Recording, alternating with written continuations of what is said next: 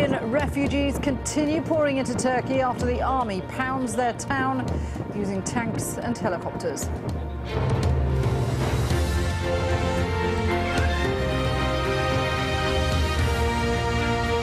Hello, I'm Shuli Ghosh. You're watching Al Jazeera live from Doha. Also coming up in this programme, as the counting begins, Turkey's ruling party is hoping for a third straight term in power. Fighting intensifies in western Libya as rebels move closer to Tripoli. And the struggle to put food on the table. Could rising grocery prices also have a political cost in Mexico?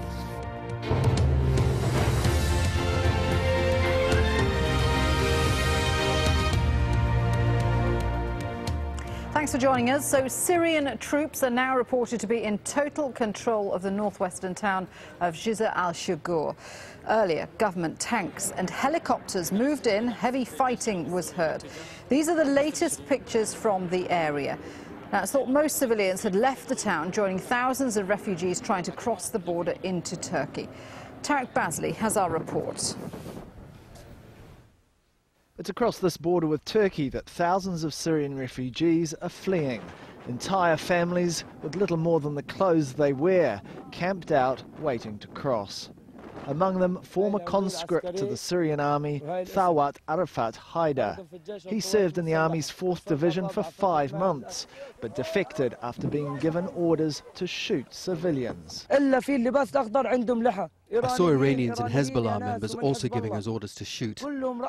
Those who did not obey were shot immediately in the back.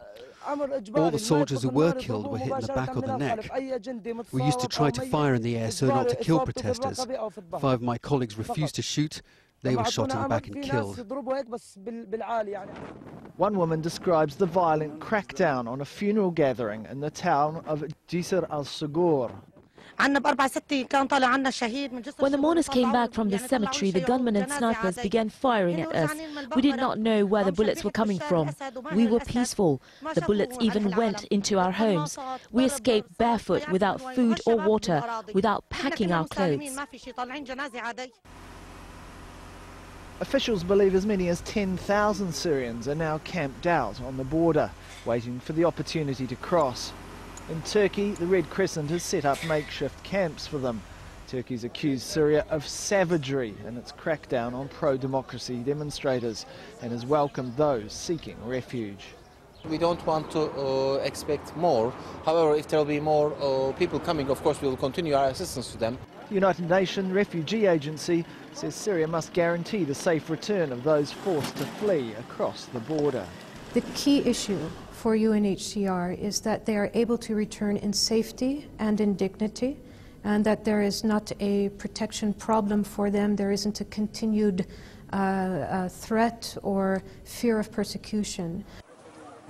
Officials say with each new report of violence from inside Syria, they fear the wave of refugees will grow, making this a domestic political and security crisis that threatens to destabilise the region. Tarek Bazley, Al Jazeera. Well, foreign media are banned from Syria, but people who fled the country have given Al Jazeera a new video.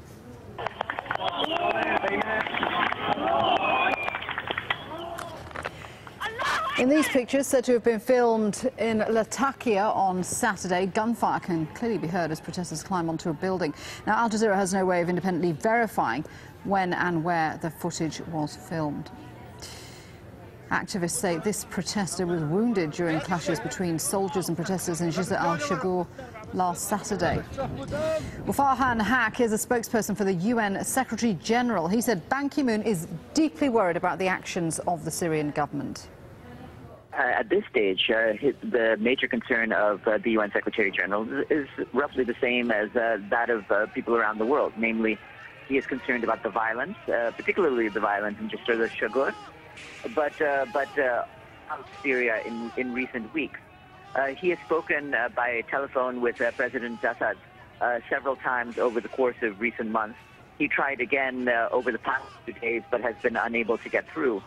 But his message remains the same, that the violence must halt, that there needs to be a reaching out to the protesters to find out what their legitimate aspirations and legitimate demands are. And therefore, there needs to be an effort to have some reforms that will actually satisfy the people who have been out in the streets. The other concern he has is that in recent weeks, we had tentative agreement for the United Nations to send both a humanitarian assessment team and a human rights team into Syria. And yet, because there's been no follow-through on those, neither team has been able to get in so far. So we still need to assess both what the humanitarian needs on the ground are, and also we need to get a picture of any allegations of human rights